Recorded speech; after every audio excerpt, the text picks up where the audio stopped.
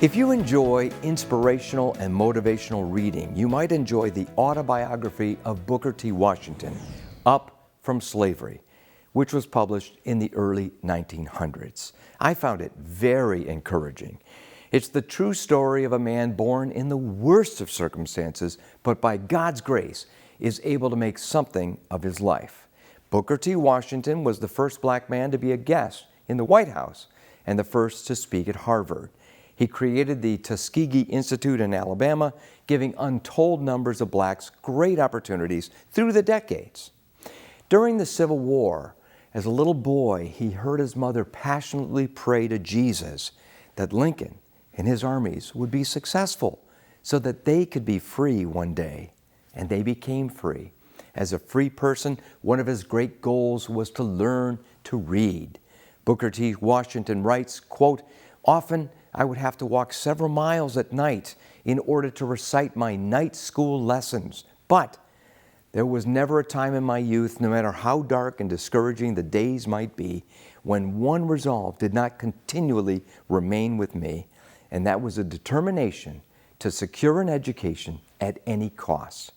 Few people who were not right in the midst of the scenes can form any exact idea of the intense desire which the people of my race showed for an education.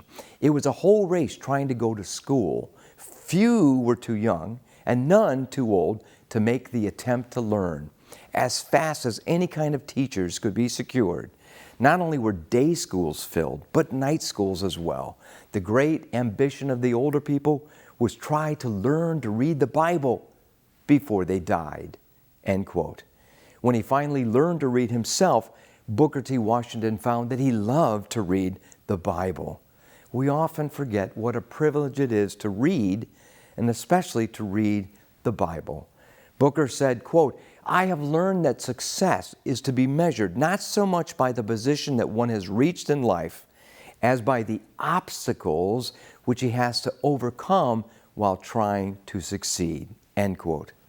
Unfortunately, Booker T. Washington is often downplayed as a hero today, perhaps because of his emphasis on Christianity or on personal responsibility, but nonetheless, he was a great American hero worth emulating. It's good to know about him and his autobiography today in this age of the anti-hero. For D. James Kennedy Ministries, I'm Jerry Newcombe.